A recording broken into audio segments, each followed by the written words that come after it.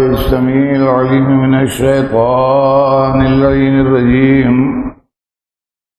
بسم الله الرحمن الرحيم.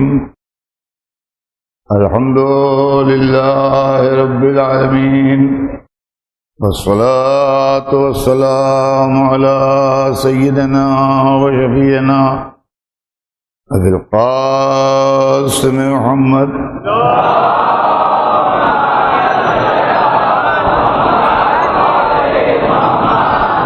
وآله الطيبين الطاهرين المعصومين، ولعنة الله على أعدائهم أجمعين من يومنا هذا إلى يوم الدين. أما بعد، فقد قال الله سبحانه تبارك وتعالى في كتابه المبين وهو أصدق الصادقين. بسم الله الرحمن الرحيم. والعصر إن الإنسان لفي خسر إلا الذين آمنوا وعملوا الصالحات وتواصوا بالحق وتواصوا بالصبر. صلوات بھیجنا.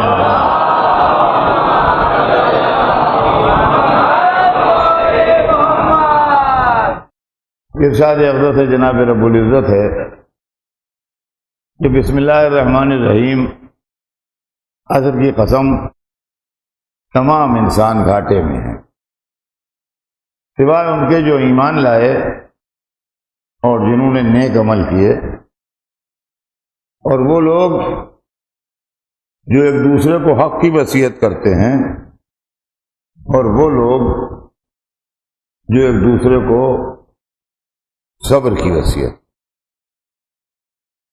سلسلہ کلام ذہن عالی میں ہوگا.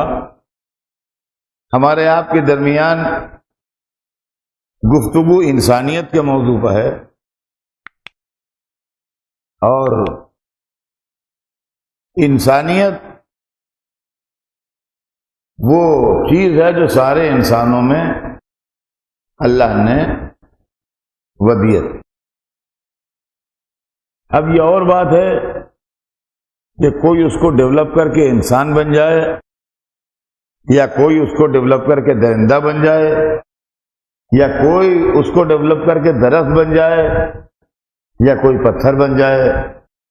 یہ اپنے اپنی صلاحیت کی بات. لیکن انسان کو جو دولتیں دی گئی ہیں وہ بڑی کامن دولتیں، اور اختلافات جھگڑا کرنے کے لیے ہم نے ڈھونڈ لیے ہیں، ورنہ انسان کے اندر کوئی اختلاف نہیں ہے.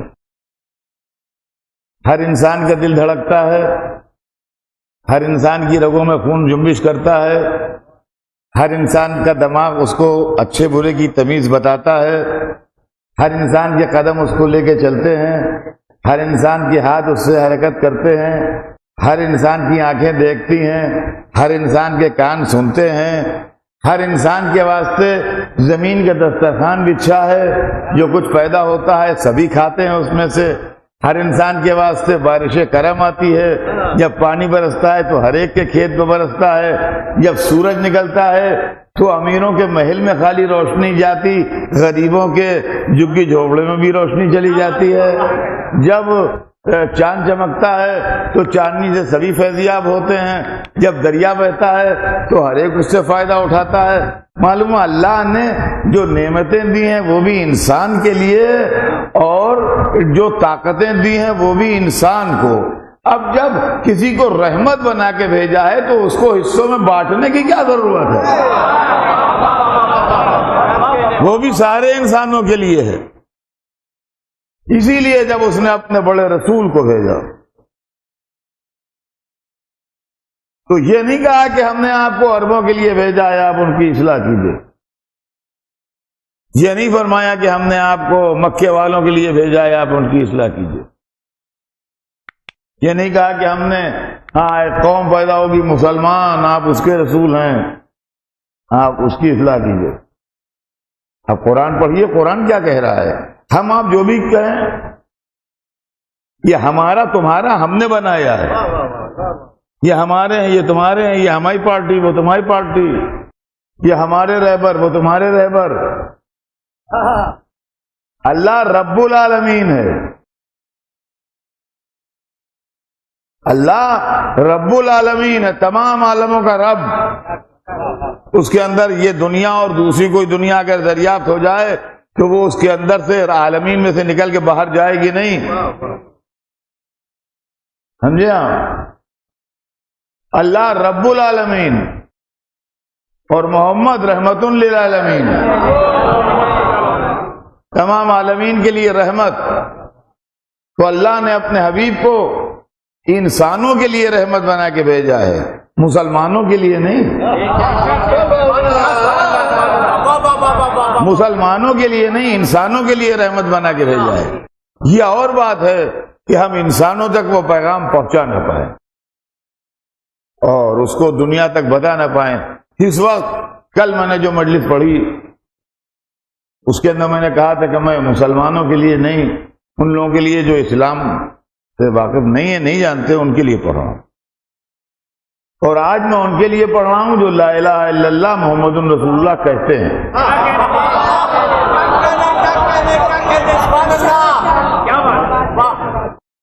جو لا الہ الا اللہ محمد رسول اللہ کا اقرار کرتے ہیں، میں ان کے لیے مجلس پڑھ رہا ہوں۔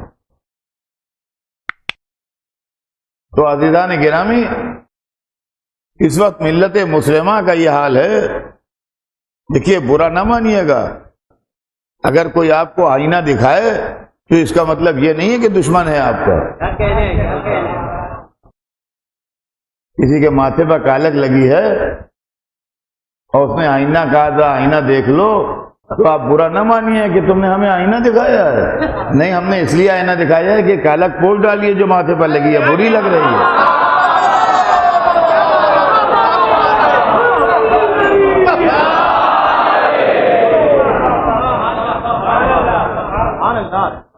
ملت مسلمہ کا عالم یہ ہے کہ قرآن اس کے پاس کھلا رکھا ہے۔ دیکھیے کیا ہے معاملہ، کیا قرآن کھلا رکھا ہے جس میں سب کچھ ہے۔ لا رد بن ولا یا بسن اللہ فی کتاب مبین، کوئی خوش کو تر ایسا نہیں جو کتاب مبین میں نہ۔ اس کو آپ یوں سمجھیے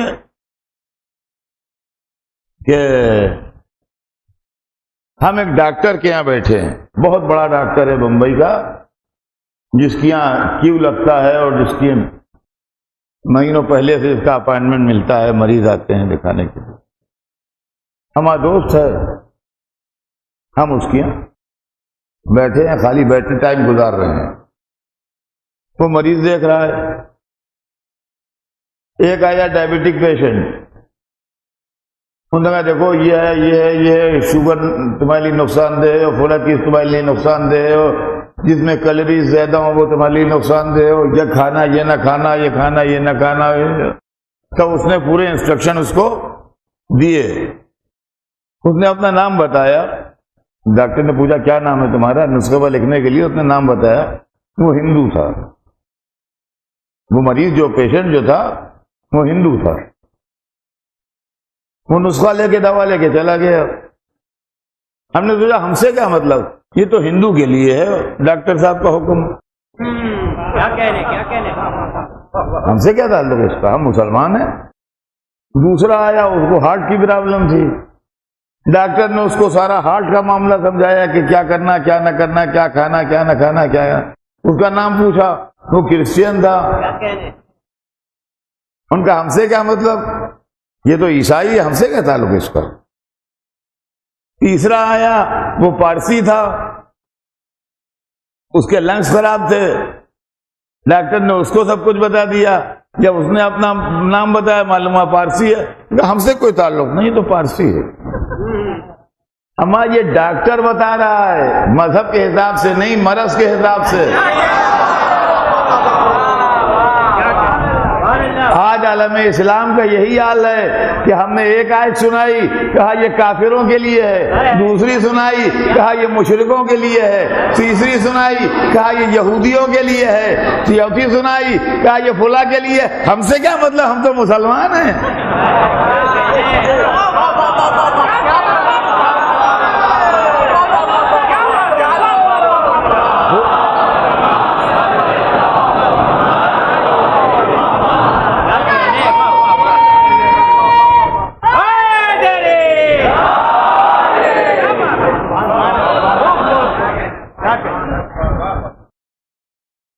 آپ خدا کے لیے جس کو مانتے ہیں اللہ اسی کے لیے، جس رسول کو مانتے ہیں اس کے لیے میری آواز جہاں جہاں جا رہی ہے، اور جو کلمہ گو میری آواز سن رہا ہے، میں اس سے بڑے دردمندانہ اپیل کرتا ہوں کہ اسلام بڑی کرائسس کے دور سے گزر رہا ہے، اسلام بڑے مشکل زمانے سے گزر رہا ہے، مسلمان بہت پرابلمس کا شکار ہیں۔ آپ اپنے جھگڑے چھوڑیے، اپنے اختلافات چھوڑیے، زمانہ آپ کے درپے ہے، دشمن آپ کے خلاف ہے، سپر پاورز آپ کے لیے اسکیمیں بنا رہے ہیں، اور آپ اس بات پر لڑ رہے ہیں کہ مغل مسجد میں کیا پڑھا گیا اور وہاں کیا پڑھا گیا، انہوں نے کیا کہہ دیا، انہوں نے کیا کہہ دیا۔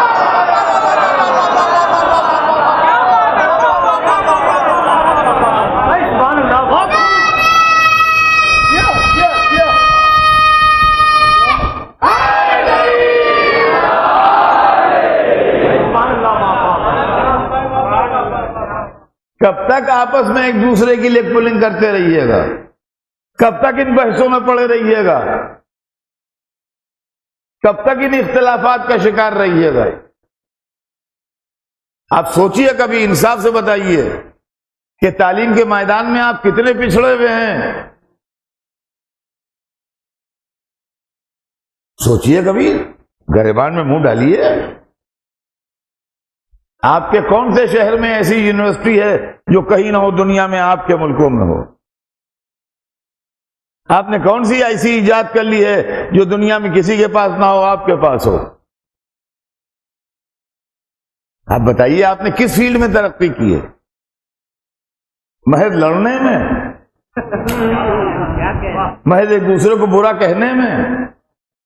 دنیا اپنے سفیر چاند سے آگے بھیج رہی ہے، چاند کا سفر پرانا ہو چکا، اب مریخ و زہرہ کے مسافر جائیں گے۔ افسوس اس پر ہے جس کا رہبر یہ کہہ کے گیا تھا، مجھ سے آسمانوں کے راستے پوچھ لو۔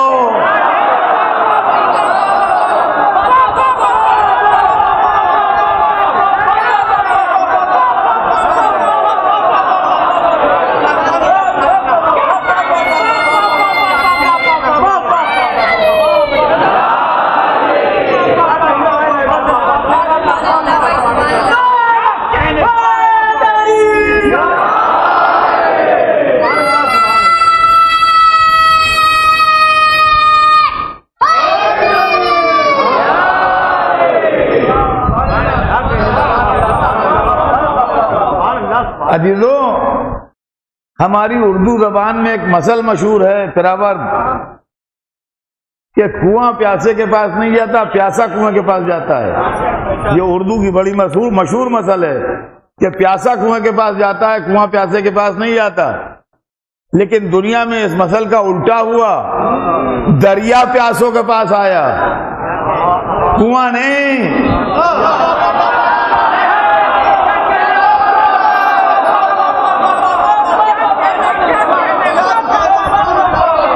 دریا پیاسوں کے پاس آیا،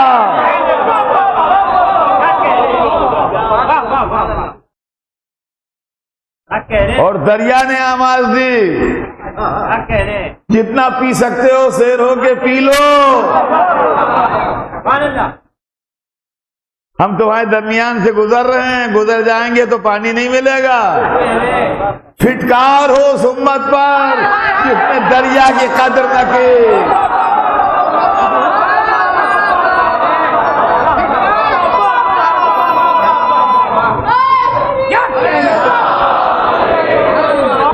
تو عزیزان گرامی، یہ امت کی بدنصیبی کہ علی جیسا عالم گزرا،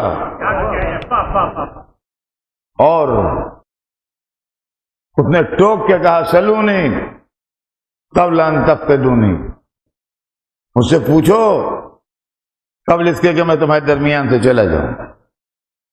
سلونی ان طرق السماء، مجھ سے آسمانوں کے راستے پوچھ لو، میں زمینوں کے راستوں سے زیادہ آسمانوں کے راستوں کا جاننے والا ہوں. ان بین جنبی علما جمع، کہ میرے سینے میں ادھر ادھر علم جمع ہے، علم کا خزانہ جمع ہے. ھذا ما زقنی رسول اللہ زقن زقا، یہ رسول نے مجھ کو یوں بھرایا ہے جیسے طائر اپنے بچے کو دانہ بھراتا ہے. لیکن امت منہ پھلائے بیٹھی رہی اس لیے کہ علی کہہ رہے تھے.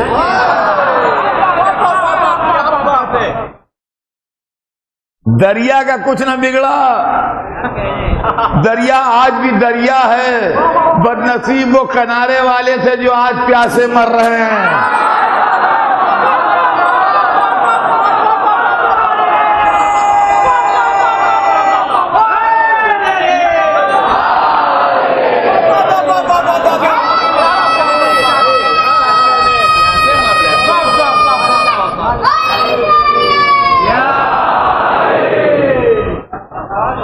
جو آج پیاسے مر رہے ہیں عزیزان گرامی. آج مسلمان نہ علم کے میدان میں ہے، نہ تجارت کے میدان میں ہے، نہ اس کے اندر کوئی ڈسپلن ہے، نہ اس کے ملک میں کوئی تہذیب ہے. یہ تمام چیزیں جو ہیں، یہاں تک کہ میں کہاں تک آپ کو مثالیں دوں، زیادہ مثالیں دوں گا تو ہو سکتا ہے دل آزاریاں ہونے لگیں اور جذبات مجروح ہونے لگیں. لیکن یہ کہ انہوں نے ہمارے ساتھ یہ نہیں کیا، انہوں نے ہمارے ساتھ یہ نہیں کیا، اور انہوں نے ہمارے ساتھ دغا کیا، انہوں نے ہمارے ساتھ دھوکہ کیا، یہ سب کچھ تو بالکل صحیح ہے جو آپ فرما رہے ہیں. یہ سرکار فرمائیے کہ آپ نے خود اپنے ساتھ کیا کیا.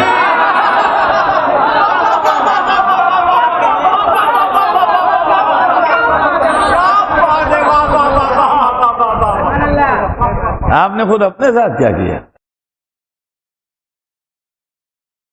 آپ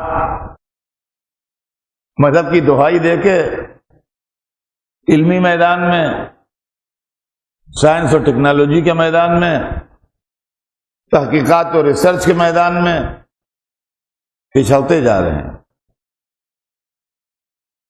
میں آپ سے کیا بتاؤں، یہ چیزیں ہر ایک تک نہیں پہنچی ہیں، مگر میں چونکہ دنیا گھومتا رہتا ہوں اس لیے مجھے ادھر ادھر سنگن مل جاتی ہے. بہت سے کورسز آج دنیا میں ایسے ہیں جس میں 9/11 کے بعد مسلم کینڈیڈیٹ کو داخلہ نہیں ملتا ہے، نہیں دے جاتے، کوئی نہ کوئی عذر کر دیتے ہیں. یہ نہیں کہتے مسلمان ہو، پرسنٹیج گرا دیتے ہیں، کچھ کر دیتے ہیں، داخلہ نہیں دیتے، اس لیے کہ ان کو اعتبار نہیں. آپ کے پاس اس کا الٹرنیٹ ہے نہیں کہ بھائی ٹھیک ہے تم نہ پڑھاؤ ہم پڑھائیں گے. آپ پڑھائی نہیں وہ چیز، پڑھائیں گے کہاں سے؟ نتیجہ کیا ہوگا کہ جب آپ کے 2-4 پرانے بڈھے وہ بھی ختم ہو جائیں گے تو آپ کی کمیونٹی سے وہ علم ہی غائب ہو جائے گا. رسول کیا کہہ گئے تھے؟ اطلبوا العلم ولو بالثریا، چاہے ثریا تک جانا پڑے مگر علم حاصل کرو. یہاں یہ ہے کہ اسکولوں میں آگ لگائی جا رہی ہے، لڑکیوں کے پڑھنے پر روک لگائی جا رہی ہے، لڑکوں کی کتابیں چھینی جا رہی ہیں. یہ سب اصل میں دشمنی حیدر کرار ہے.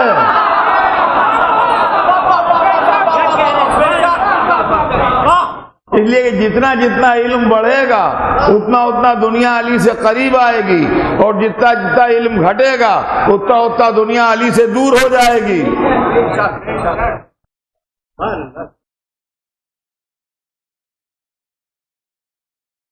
یہ تاریخ کا ایک واقعہ ہے، آپ کبھی پڑھیے گا، میں اس کو ڈیٹیل میں نہیں پڑھوں گا، لیکن آپ میں سے بہت سارے جانتے بھی ہوں گے اور بہت سارے نہ جانتے ہوں گے تو پڑھ لیں کہ شام سے علی کے پاس ایک تھریٹ آئی تھی کہ علی سے کہہ دینا کہ ایسا پورا لشکر جمع کیا ہے جو اونٹ اونٹنی میں تمیز نہیں کر سکتا ہے، بالکل جاہل کے لٹ، سمجھے آپ؟ تو علی چاہتے تھے کہ علم حاصل ہو، تو ہم نے کیا کیا عالم اسلام میں، سوائے اس کے کہ آپس میں لڑتے رہے، جھگڑتے رہے، فساد کرتے رہے. اور یہ فساد اور یہ لڑائی اور یہ جھگڑا اور یہ مذہبی انتہا پسندی اور یہ ریجڈنس اور یہ کٹر پن اس حد تک پہنچ گیا کہ آج دنیا میں ہم دہشت گردوں میں شمار ہو رہے ہیں. لاکھ آپ کچھ کہیے، صرف اخبار پڑھ لیا کیجیے، آپ کو سب کچھ اندازہ ہو جائے گا کہ دنیا میں کیا ہو رہا ہے.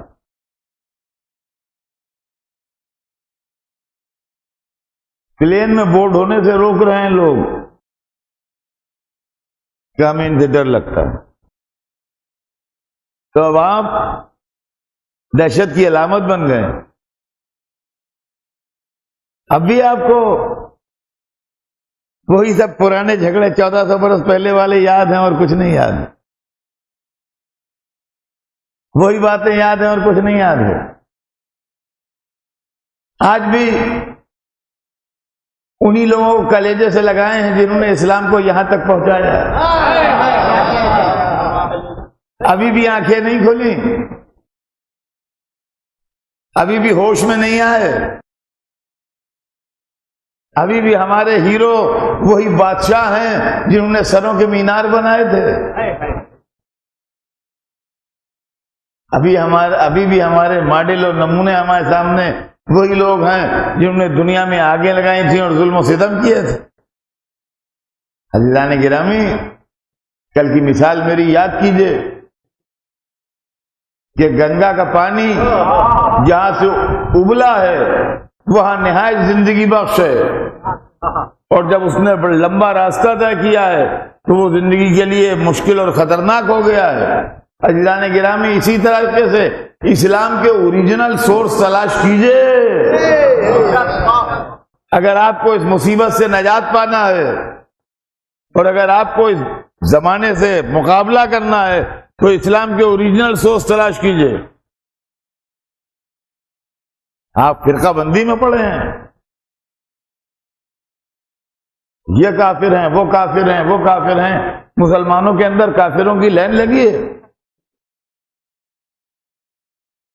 ذرا سا آپ کی مرضی کے مطابق خلاف ہوا اور کافر ہو گئے.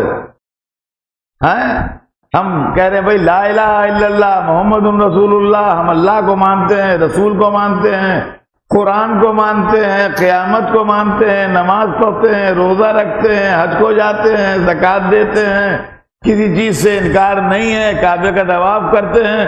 ان کا ہاں مگر تم کافر ہو. کیوں کافر ہو؟ علم تو اٹھاتے ہو، یہ بت پرستی نہیں ہے تو اور کیا ہے؟ اچھا، تو حسین کا علم اٹھانا کفر کی علامت ہے اور حسین کو مار ڈالنا عین اسلام ہے.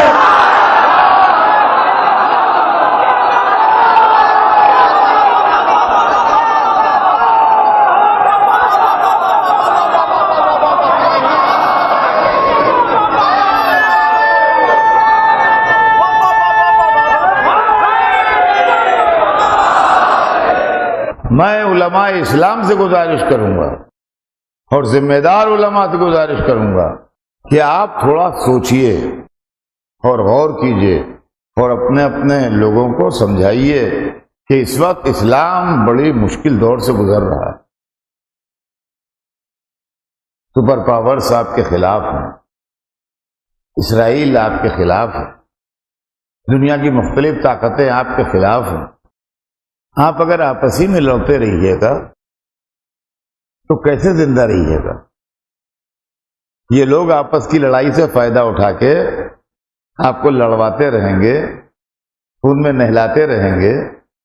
ہر آدمی، میں یہ نہیں کہتا کہ ہر آدمی میرے مسلک پر آ جائے یا میں کسی کے مسلک پر چلا جاؤں، لیکن اپنے مسلک کو نرمی کے ساتھ عقل کی روشنی میں واضح فرمائیے، طنز نہ فرمائیے،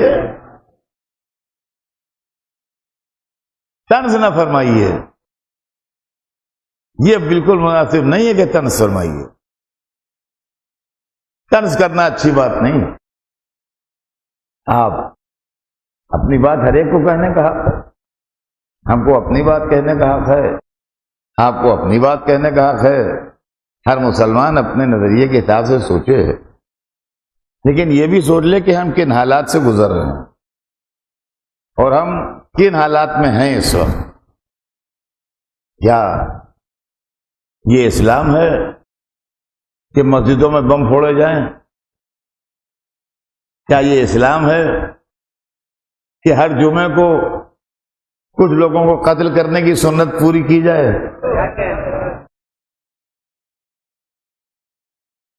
جہاں دل چاہا وہاں دہشت گرد گھس گئے, 10 20 50 آدمیوں کی جانیں لے لیں اور کہہ دیا کہ صاحب وہ پکڑے نہیں جا سکے, بھاگ گئے. تحقیق ہو رہی ہے, انکوائری ہو رہی ہے, پکڑے جائیں گے, دیکھا جائے گا. اور پھر کبھی ان سے پوچھئے کہ ان کے قتل کرنے کی تھیوری کیا ہے, فلسفہ کیا ہے؟ تو ان کا نہیں, یہ مسلمان نہیں ہے, یہ مسلمان نہیں ہے, یہ ہمارے مسلک پر نہیں ہے, لہذا ان کا قتل کر دینا بالکل جائز ہے. چاہے مسجد میں ہو تب بھی قتل کر دو, چاہے امام باڑے میں ہو جب بھی قتل کر دو, چاہے کہیں جا رہے ہوں تب بھی قتل کر دو, کہیں سے آ رہے ہوں جب بھی قتل کر دو. ان کو قتل کر دو, یہ ٹھیک نہیں ہے. یہ کون سی تھیوری ڈیولپ ہو رہی ہے؟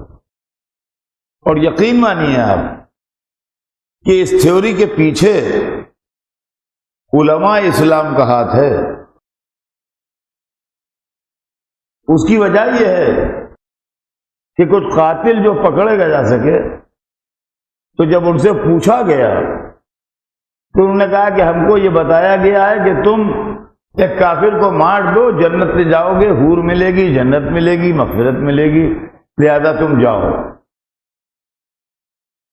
جو سوسائڈ بامبر ہیں ان کو یہ ٹریننگ دی جاتی ہے کہ اگر تم ایسا کام کرو گے اور اس کے اندر مارے بھی جاؤ گے تو تمہیں فوراً جنت میں جگہ ملے گی, اور جنت میں خالی جگہ ہی نہیں ملے گی بلکہ ایک حور بھی تمہیں الاٹ ہوگی, اور تو بڑے آرام و آسائش سے وہاں رہو گے اور دنیا کی تکلیفوں سے پریشانیوں سے چھوٹ بھی جاؤ گے اور مزے کرو گے.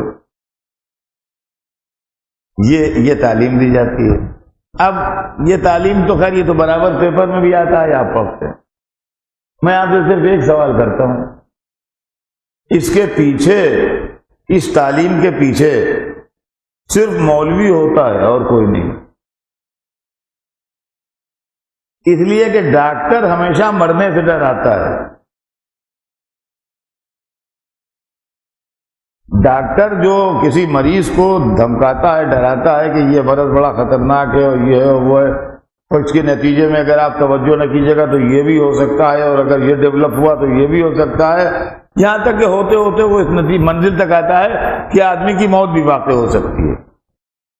لیکن مرنے کے بعد آپ کہاں جائیں گے اس سے ڈاکٹر کو مطلب نہیں ہے.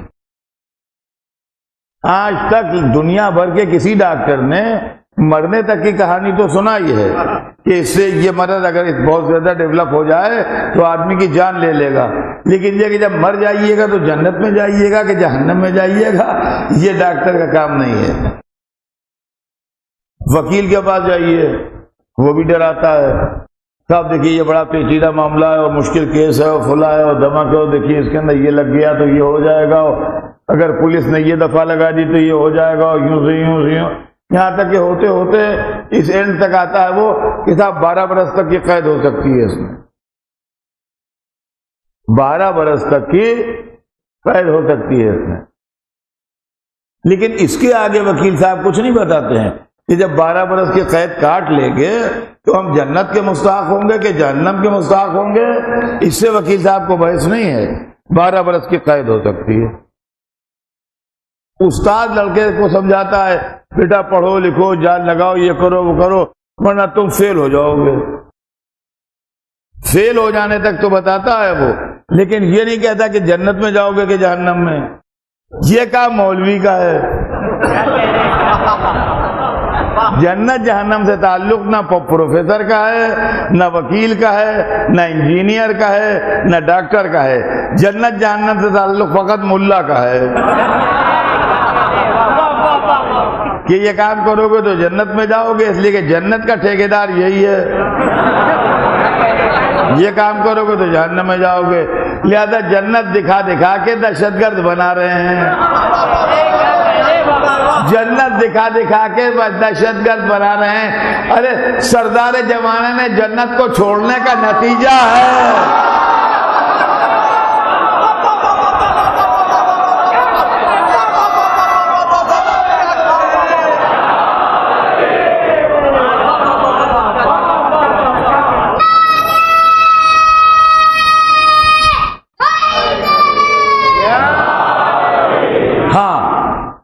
غور طلب مسئلہ یہ ہے کہ ہمیں اگر اسلام چاہیے تو ہم کس سورس سے اسلام لیں جو ہم کو پاک و پاکیزہ اللہ کے رسول نے جو پہنچایا تھا وہ اسلام نہیں. اصل مسئلہ جو ہے وہ یہ غور طلب ہے کہ ہمارے پاس اسلام حاصل کرنے کا سورس کیا ہونا چاہیے. اس لیے کہ اسلام حاصل کرنے کے سورس کئی ہیں. ایک ہمارا ذریعہ ہے اور بقیہ اور عالم اسلام میں لوگوں کے ذریعے. ہمارے پاس جو ذریعہ ہے وہ ائمہ اہل بیت کا ذریعہ ہے. جس کا دل چاہے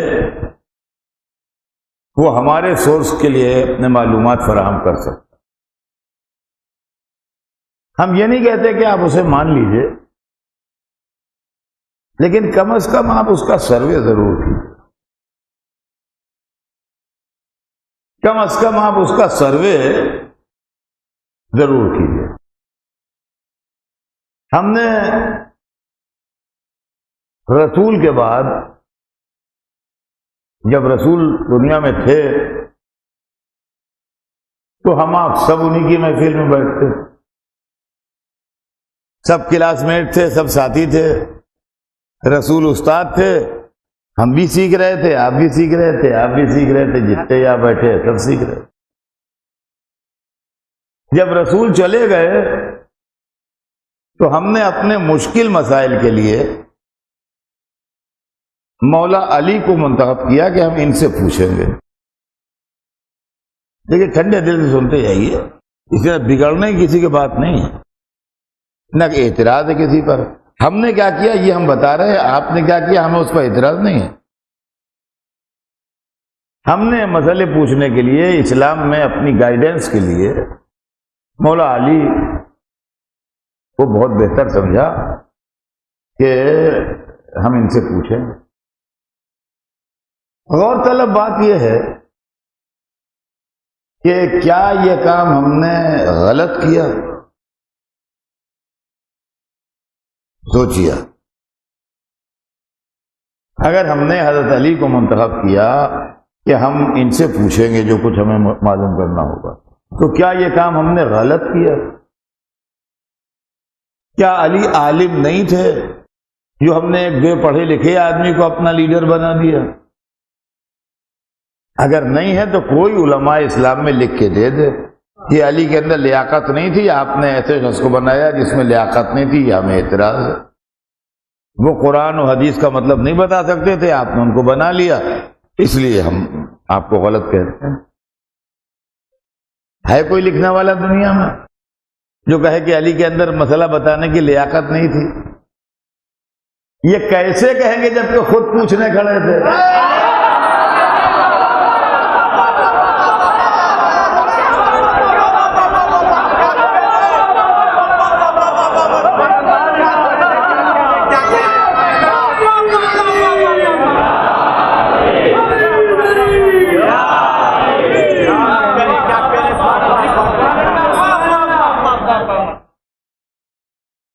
اچھا، دوسری بات،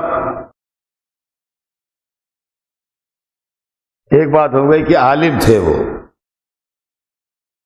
کیا علی آؤٹ سائڈر تھے جن کا تعلق اسلام سے نہیں تھا، باہر سے کہیں سے آئے تھے؟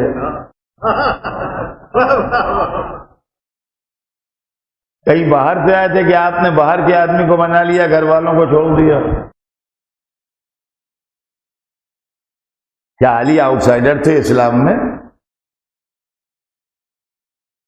تو علی کو آؤٹ سائڈر کون کہے گا؟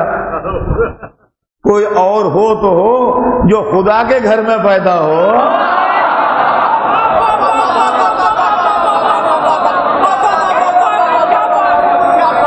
وہ آؤٹ سائڈر کہا۔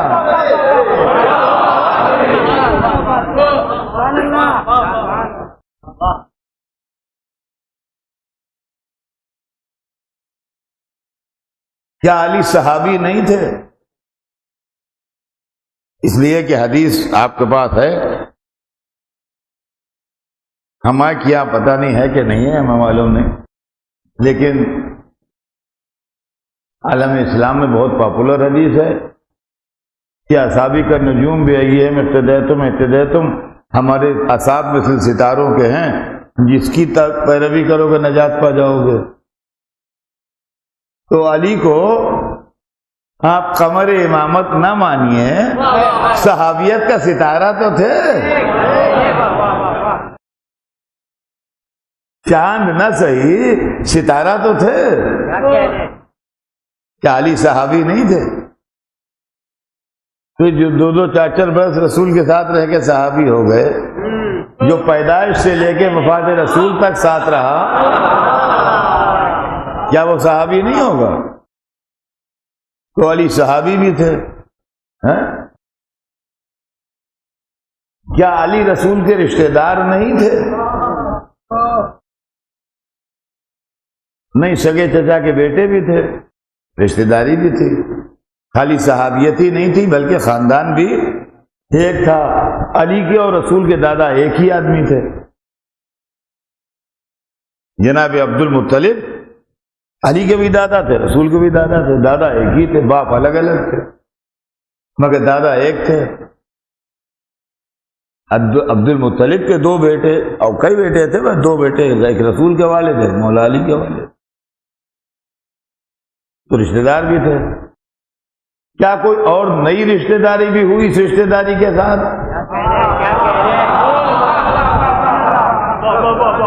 ہاں، ایک نئی رشتہ داری بھی ہوئی، رسول نے اپنی بیٹی بھی بیاہی۔ تو چلیے، فرسٹ کزن بھی تھے اور داماد بھی ہو گئے۔ یہ سب صفتیں علی میں ہیں کہ نہیں؟ اچھا، مسلمانوں میں علی ناپسندیدہ شخصیت ہیں کہ پسندیدہ شخصیت؟ یہ تو سب رسول اللہ سے تعلق تھا معاملات کا، اس سے اب عام پبلک کا معاملہ کیا ہے؟ تو اگر مسلمانوں میں علی ناپسندیدہ ہوتے تو مسلمان علی کو اپنا خلیفہ کیوں چنتے؟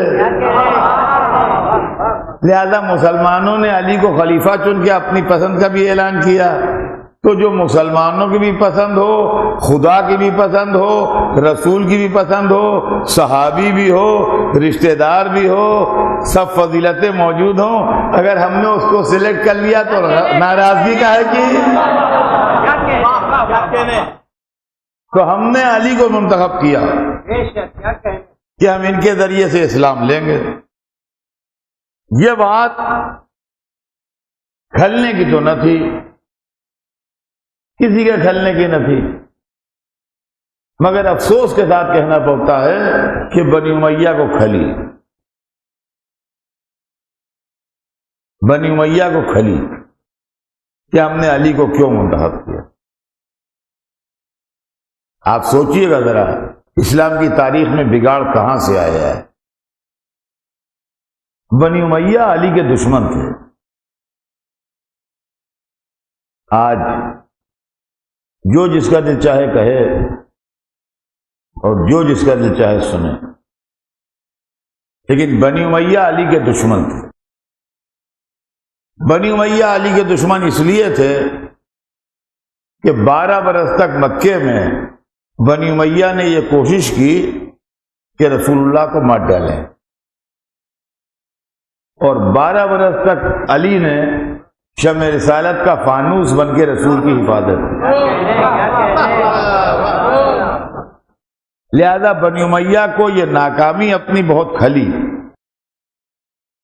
کہ ہم ان کی وجہ سے اپنے مقصد میں کامیاب نہیں ہو رہے۔ پھر جب رسول ہجرت کر کے مدینے آ گئے تو بنی امیہ انتقام میں لشکر لے کے آئے، اور پہلی لڑائی میں جس کو اسلام میں جنگ بدر کہا گیا ہے، علی نے کھڑے کھڑے ان کے گھر کے کئی آدمیوں کو مارا۔ یہ ان لوگوں کو مارا جو تلواریں کھینچے ہوئے یہ کہہ رہے تھے کہ ہم محمد کا گلا کاٹیں، محمد کو قتل کرنے آئے ہیں۔ جو محمد کو قتل کرنے آئے تھے وہ اپنی لاشیں تڑپتی چھوڑ کے چلے گئے علی کی وجہ سے۔ بنی امیہ کو اس بات پر بڑا دکھ تھا، بڑا افسوس۔ پھر جب بنی امیہ انتقام لینے کے لیے دوسری لڑائی میں آئے جس کو جنگ احد کہتے ہیں، اور انہوں نے اپنی فوجی ٹرک سے یا مسلمانوں کی ایک غلطی سے اس لڑائی میں اچھا خاصا کامیابی بھی حاصل کر لی، تو علی کی وجہ سے وہ کامیاب نہ ہو سکے، اور رسول کی زندگی علی نے بچائی، ورنہ اس دن ان کے دل کی شاید حسرت پوری ہو جائے۔ یہ وہ آگ تھی جو بنی امیہ کے کلیجے میں لگی ہوئی تھی۔ اس آگ کو بجھانے کے لیے انہوں نے 70 برس تک ممبروں پر علی کو برا کہا۔ اس آگ کو بجھانے کے لیے انہوں نے کربلا میں حسین کے پورے گھر کو تہہ تیغ کیا۔ عزیزان گرامی، بات زندگی رہی تو کل آگے بڑھے گی، آج تو صرف اتنا کہ اسلام کی تاریخ میں کوئی ایسی بات نہیں جو چھپی رہ گئی۔ حسین نے عمر سعد کو بلایا اپنے سامنے، للکار کے سعد کے بیٹے میرے سامنے آ، اور وہ سامنے آیا تو کہا یہ بتا کہ کیا میں نے شریعت کو بدل دیا ہے؟ کیا میں نے حلال محمد کو حرام کر دیا ہے؟ کیا میں نے حرام محمد کو حلال کر دیا ہے؟ کیا مجھ پر کسی کا خون باقی ہے جو میں نے کیا ہو اس کا بدلہ نہ لیا گیا ہو؟ کیا مجھ پر کسی کا قرض باقی ہے جس کو وصولنے کے لیے آئے ہو مجھ سے؟ کیا بات ہے، کیوں لڑ رہے ہو؟ یہ لشکر کیوں آیا ہے؟ آپ جانتے ہیں اس کا جواب تاریخ کے اندر آج میں محفوظ ہے، اور وہ آواز آج بھی سنائی دے رہی ہے کہ وہ لعین اپنے گھوڑے کی رکابوں پر زور دے کے اونچا ہوا تاکہ پورا لشکر اسے دیکھ لے، اور اس نے چیخ کے کہا کہ یا حسین بغضاً لأبیک، ہے حسین تمہارے باپ کی عداوت میں تم سے لڑ رہا ہوں۔ یہ علی دشمنی کا شعلہ تھا جو کربلا میں بھڑکا۔ یہ تو سردار لشکر کا بیان ہے۔ اب جس نے حکم دیا تھا اور جس کے پاس بادشاہت تھی اس کا بیان سنیے۔ جب اہل بیت کا قافلہ اسیر ہو کے شام گیا اور یزید نے حسین کا کٹا ہوا سر اپنی آنکھوں سے دیکھ لیا،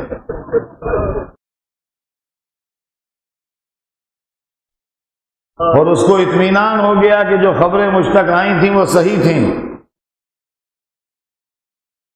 تو اس نے اپنے چہرے سے نقاب الٹی۔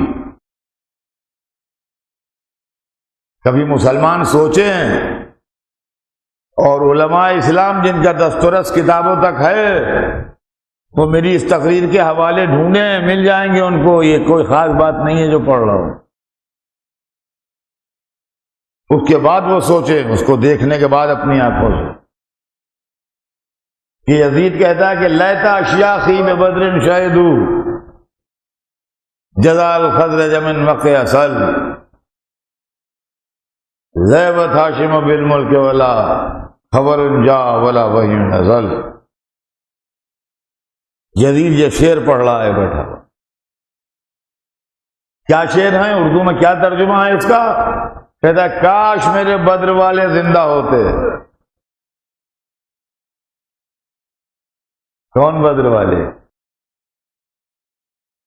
یزید کے خاندان کے وہ بزرگ جو حسین کے باپ نے مارے تھے۔ یزید کی دادی ہندا کے باپ کو حمزہ نے مارا تھا۔ یزید کی دادی کے بھائی کو علی نے مارا تھا۔ یزید کی دادی کے بیٹے کو علی نے مارا۔ سمجھے؟ یہ علی کے ہاتھوں مارے گئے۔ کہتا ہے کاش بدر والے ہوتے، نے وہی کافر جو رسول اللہ کو قتل کرنے آئے تھے وہ ہوتے، وہ کافر جو علی کو قتل، رسول کو قتل کرنے آئے تھے، کاش وہ اس وقت زندہ ہوتے، وہ یہ منظر دیکھ کے خوش ہو۔ وہ تو نہیں خوش ہو رہے ہیں مگر یہ خوش ہونے کو زندہ ہے، اور یہ منظر دیکھ کے مجھے دعائیں دیتے کہ یزید تیرے ہاتھ کبھی شل نہ ہو۔ اب بتائیے آپ، یہ بدر کی لڑائی اسلام و کفر کی لڑائی تھی۔ مسلمانوں کا خلیفہ کافروں کو یاد کر رہا ہے اور مسلمانوں کے نماز رسول کے نواسے کو قتل کر رہا ہے، کیا اس کے بعد بھی اس کے اسلام کے اندر کوئی گنجائش ہے؟ اور اس کے بعد جو دوسرا شعر ہے اس کا، وہ زبردست مذہب سے نکل جانے کی دلیل، کہتا ہے لیبت ہاشم بالملک والا خبر جا ولا وحی نزل۔ ہاشمیوں نے تو ملک کے ساتھ ایک کھیل کھیلا تھا۔ ہاشمی سمجھ گئے آپ کون لوگ ہیں؟ رسول اللہ یہ ہاشمی تھے، ان کے دادا کا نام ہاشم تھا، پردادا کا۔ مولا علی ہاشمی تھے، حضرت حمزہ ہاشمی تھے، یہ سب ہاشمی تھے، حضرت ہاشم کی نسل سے تھے۔ جعفر طیار ہاشمی تھے۔ لیبت ہاشم بالملک والا، ہاشمیوں نے تو ملک کے ساتھ ایک کھیل کھیلا تھا۔ خبر جا ولا وحی نزل، نہ خبر آئی تھی نہ وحی نازل ہوئی تھی۔ یہ سب کہنے کی باتیں ہیں، یہ سب ڈھونگ ہیں، افسانے ہیں۔ کیا آسمان سے وحی آتی تھی اور خبریں آتی تھیں اور جبرائیل آتے تھے؟ سب کچھ بھی نہیں۔ پالیٹکس تھی، سیاست تھی ملک حاصل کرنے کی۔ عزیزان گرامی، بس زبردست بات یہ ہے کہ اس موقع پر چوتھے امام کو بولنا چاہیے تھا، اس لیے کہ تھے وہاں۔ سوچئے گا ذرا، غور سے سنیے گا اس کو۔ آخر کلام میں چوتھے امام کو بولنا چاہیے تھا، اس لیے کہ یہ امام کی فریضہ ہے کہ جہاں ضلالت ابھر رہی ہو وہ ٹوکے۔ مولا بولیے، ممکن ہے جواب دے، میری خاموشی میں مصلحت ہے، میں بولوں گا تو دین کا وہ مقصد حل نہیں ہوگا۔ ابھی ٹھہر جاؤ، جواب آتا ہے، یہ بے جواب نہیں رہے گا۔ تشت میں جو کٹا سر رکھا تھا اس سے آواز آئی سیعلم الذین ظلموا ای منقلب ینقلبون، ان قریب ظالموں کو معلوم ہو جائے گا کہ وہ کس کروٹ پلٹائے جاتے ہیں۔ دونوں شعروں کا جواب ہو گیا۔ اگر تو اس لیے خوش ہو رہا ہے کہ تو نے مجھے مار ڈالا تو سن، میں ابھی بھی زندہ ہوں۔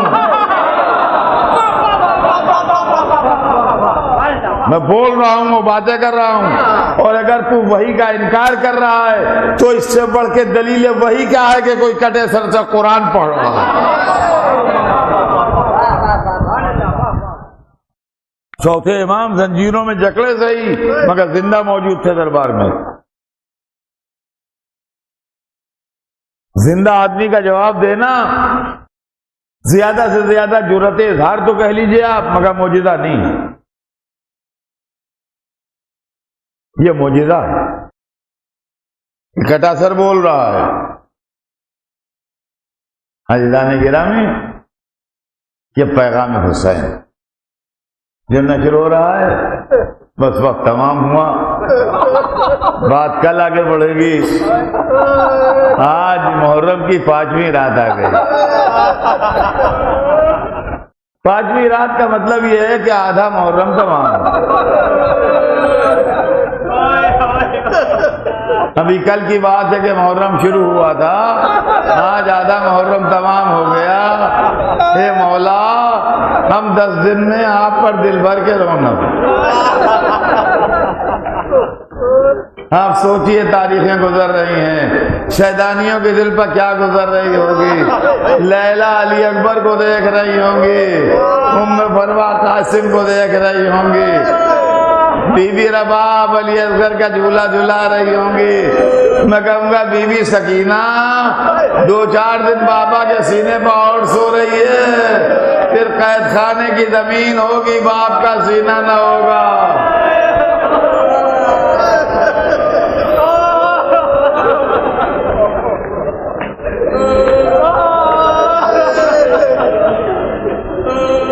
تاریخ بتاتی ہے کہ حسین کا بوڑھا صحابی مسلم ابن اوسجا جب مقتل میں آیا اور زخموں سے چور ہو کے گھوڑے سے گرا تو حسین پہنچے، حبیب پہنچے، حبیب کو مسلم کا سر زانو پر رکھا، مسلم کی آنکھیں بند ہو رہی تھیں، مگر حبیب نے کہا مسلم جہاں جا رہے ہو میں بھی وہیں آ رہا ہوں، مگر کوئی وصیت ہو تو کر دو مجھ سے۔ تو روایت بتاتی ہے ایسے عالم میں ساری طاقت یکجا کر کے ایک جملہ کہا کہ اسی کا میں تمہیں وصیت کرتا ہوں۔ شاید اس کے بعد طاقت نے ساتھ چھوڑ دیا، کانپتا ہاتھ اٹھایا، حسین کو اشارہ کیا کہ میں ان کے لیے وصیت کرتا ہوں، ان کا خیال رکھنا۔ حبیب نے کہا آرام سے جاؤ، جب تک دم میں دماغ میں حسین کا ساتھ نہ چھوڑوں گا۔ میں کہوں گا اے حبیب عصر عاشور کو آؤ، حسین درگاہ میں گھرے ہیں، ادھر سے نیزہ، ادھر سے تیر، ادھر سے تلوار، سیدہ کا لال گھوڑے پر